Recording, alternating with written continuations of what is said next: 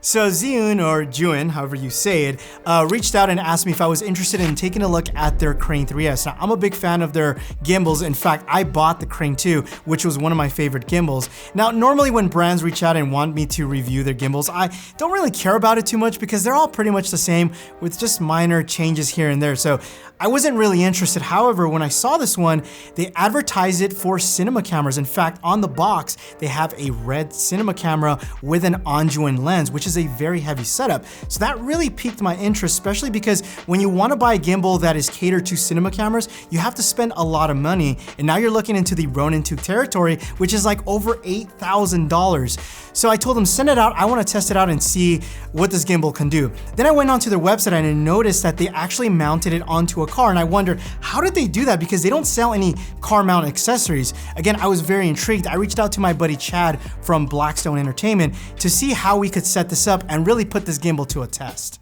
So what did you do here? So basically, this only has a single point 3/8 thread inside here, which is kind of a weak, it's only one single point. So we had to kind of come up with a little arm contraption. They had a 1/4-20 rosette back here, and then we basically just mounted it into here to give us a second point so that this thing actually doesn't spin on the single 3/8 thread. Yeah, because just the more points that we have on this, the safer it would be, because if this thread were to strip out or break, the whole thing would just fall off. So you want to have as many points that you can if they don't have their own quick release system. We don't want that to happen.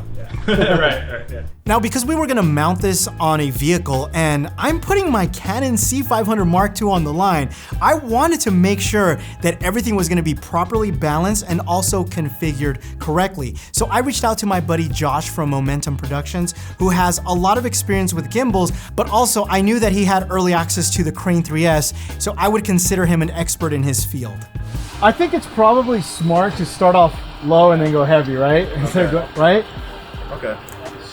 I think so. I think what we want to do first is we'll try it with like the 24-70 with IS, and we'll just let Canon has really great autofocus, so we'll just let the autofocus do its thing, see how it performs, and then from there we'll just rig it up using cine lenses and then pull focus. Of course, this is all trial and error, so we don't know, and that's the beauty. We're literally testing this stuff out, but I think that's the way we're gonna go. Okay, that's easy. Now, traditionally, whenever they use a car rig, they normally have it on a vehicle that has air suspension because you want to make sure that it's as smooth as possible. So vehicles like the Porsche, Mercedes, or even Tesla Model S are vehicles that they use in Hollywood productions. Now, because we don't have that kind of budget or pretty much access to that, I reached out to my good friend Cree Colombo, who's also a creator. Make sure to check him out. He has a beautiful Jeep and with a lot of different areas where we can mount this gimbal, and it just made it a lot easier. But on the downside, the problem is because we're using a Jeep that is made for off-road, which has mud terrain tires, and it has a very stiff suspension, a lot of body roll. I mean, we were really going to put this gimbal to the test because these were not ideal conditions. So basically, we're putting everything back to default, so everything's gonna be like super soft at the moment. Basically, this is like very springy right now. Once the weight's in, we'll adjust this dampener so that it has like a gradual kind of flowing, so it's not so springy. These actually will help with the payload, so we can adjust those until everything is built. And then here we have just our roll, our tilt, and then here is basically all the road dampening that's going to happen to basically isolate the arm from the actual gimbal. So when we took it out of the road, I gotta admit, I was a little nervous. Now, we wanted to strip it down initially first just to make sure that we got comfortable with this whole rig setup. So everything was stripped down. We didn't have any follow focus, no V-mount battery. It was a very basic setup with a Canon L-Lens 24-70 that also had IS. We figured why not try image stabilization? Maybe it would help. And everything seemed to go surprisingly smooth. I'm impressed. First test was a success. Autofocus on the camera works good, but the gimbal was so stable that I feel like we need to push it. So we're gonna add more gear now to it and stress it out more, because this was a breeze, and we're like on medium setting on the motors, so no issues. What'd you think? Dude, I'm a little nauseous, but it's all good. But this rig, man, Easy, right? Incredible. You saw all the dips. Like, I recorded on my camera, like, this thing literally got probably 2 inches off the ground, but you can't tell because it's so stable. It was great. No complaints. I think there's one thing, June. So we have this like contraption set up, but your application only works like this. So if you guys can just rotate it so that when we're connected to the gimbal, see what I mean? Like if the controls could be this way, it would be so much nicer, because a lot of times when I had to make movements, I had to do this. Small little minor software update that will fix that, but I really think you guys should do that. No hardware problems. No hardware. Oh, That's the most important part. so now we're gonna beef it up. We're gonna put a cinema lens. We're gonna be manually pulling focus the way it should be done. Yeah. And then we're just gonna add more weight and see how it goes. Let's do it, bro. Bam. Okay, so this is our new setup that we're going with right now. We're doing the C500 Mark II still with now a cinema prime lens. This is the Canon CNE 50mm. We have a V-mount battery on the back. I would say this is properly balanced. I mean, this is pretty heavy, but with the V-mount, it does help a bit. I don't know what it weighs. If I had to take a guess, I'm gonna say like 12 and a half, 13 pounds, which is still within the limit. So we're gonna test this out and see how it goes. And then we're also gonna be pulling focus manually using the Cane TV follow focus. So wish us luck.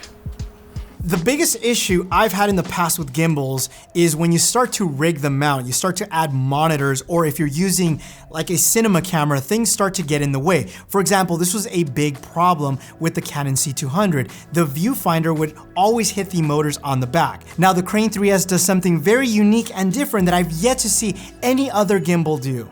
So this is actually a specialty with this gimbal, is being able to extend the arm. And look at the clearance you get. Even with rails and a V-mount battery, it's not going to hit the motor. So that's actually very impressive, especially on a setup like this. Now we just got to adjust this right here. The roll. You got that? Hang on, we gotta do this. Oh, okay. Look at that clearance, huh? Oh yeah. I mean, it still has even room to spare. So Full 360? yeah, full 360. Yeah. Pretty crazy, huh? This is legit now, dude. It's a $700 gimbal. And a $16,000 camera. Well, with the lens and everything? $8,000 arm. The lens is what? A few grand? This is the least expensive item right here. The gimbal, yeah. If this gives out, Now before we move the setup to the front of the Jeep, we wanted to do a final test because we added more payload. We were pretty much at capacity, and adding it to the front of the Jeep meant that not only were we at capacity on payload, but we were also going to introduce more wind, and we wanted to make sure if there was a point of failure, what caused it? Was it the extra weight or was it the wind? okay, so there's different motor strengths in the gimbal. You can go from low to mid-low to medium to mid-high, high, and ultra. Right now we tested it. I'm gonna go to mid-high, and go ahead, and you wanna show them how strong that is. This is on mid-high, and I'll show you, look at that. I mean, it's not going anywhere. But just to be on the safe side, we are gonna set it to high, which still leaves us for that ultra setting, which is pretty impressive. Now that ultra setting is gonna be very useful when we mount this on the front of the Jeep, because on the front of the Jeep, you're gonna get more wind resistance. So that's when we'll test out ultra setting. I think this is impressive, man. I'm actually impressed that this small gimbal that you can literally fit in a bag can hold so much weight. Here it is, like not rigged up. Yeah, this is actually a great example. Like this is using a Sony, that looks like an A7 A9, A9. yeah, A9. And this is that extension arm that I was mentioning early that gives you all that clearance. So it's actually pretty impressive, man. Seeing how powerful these motors are, and also knowing that we have a little bit more headroom by changing the settings to ultra, I was pretty confident that everything was gonna work just fine. And it did. The shots came out great. The biggest gripe I had was their app. The fact that you can't use it in landscape mode, it's very finicky, you can't really dial it in, and I didn't really have the controller. I wish they would have sent it out, because I would have loved to test out the controller, but using the app was very frustrating, and that made it more difficult to shoot.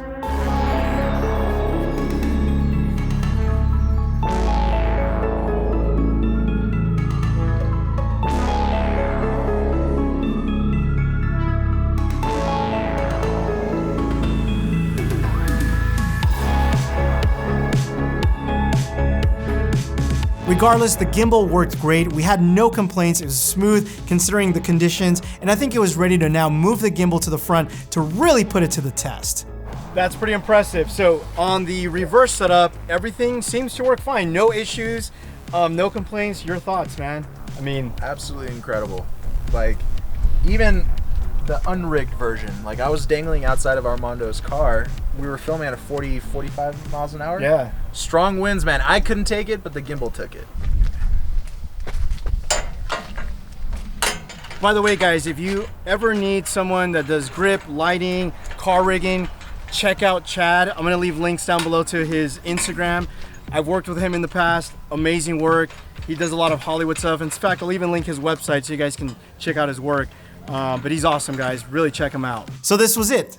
This was the ultimate test. We had a fully rigged cinema camera that was at the weight capacity of the gimbal. We now had mounted the gimbal on the front of the Jeep, which now introduced wind resistance. We were going or traveling about 40, 50 miles per hour. And when we were filming, everything seemed very smooth. In fact, well, I say smooth, but the Jeep was really doing this. In fact, I'm gonna cut to some B-roll so you can see right now how drastic and rough the ride was. Now, when we came back and saw the footage here on our large monitor, we did notice that anything above 30 miles per hour, there were some slight jitters, and this is why it's really important to have a properly balanced gimbal. So the key to avoiding vibrations or any jitters is making sure that you properly balance your gimbal. I see a lot of people, not just with like this particular gimbal, but just gimbals in general, where they get a lot of shaky movement, and that's because they didn't properly balance the gimbal, and then they end up blaming it on the gimbal and saying, oh, this gimbal's not strong enough. Clearly, we're using this on the road with a lot of wind and there's no issues, and that's because, you know, obviously he's here, he knows how to properly balance it, and making sure that, like I said, if you move the camera here, it's not gonna move up or down. Like, this is a properly balanced gimbal, and that's the key to making sure your shots come out beautiful and obviously not shaky. Look, at the end of the day, you can pick up this gimbal starting at $649, which is pretty insane considering if you want something that can hold this type of payload, you can rig it to a car and get the shots that we did, you'd have to step it up to something comparable to like the Ronin 2, which is over $8,000. Now, I understand that most people watching this video are probably not going to rig it up to a vehicle, but it does give you a bit of perspective and also the potential that this gimbal has. Now, when we used it in a more traditional way, handheld, everything worked great. We had no complaints. However, I did have a few people DM me asking if you needed the power pack to use the gimbal with heavier cinema cameras, especially in undersling mode. And in our testing, we never encountered any issues. We were even at max capacity. Our setup weighed in at exactly 14 pounds. In fact, we had to dial the motor strength back to medium because it was way too heavy. Something else that I learned is if you're using smaller mirrorless cameras, I recommend to use the lowest motor settings because it is very powerful. Like, no joke. I don't care what mirrorless camera you have, like, use like the lowest setting because otherwise it's too strong and then the motors actually start to vibrate. So just kind of a little FYI. Also, if you guys want to see more Crane 3S content, I'll leave a link down below to Josh's channel. We did this like budget RE Trinity setup, which came out really cool and we were able to get some really dope shots. So check him out. There will be a link down below. I also want to thank everybody that was involved on this project. I will also leave links down below to their Instagram or YouTube channel. If you guys have any questions, leave me a comment down below. My name is Armando. Thanks again for watching. You will catch me in the next one. Adios.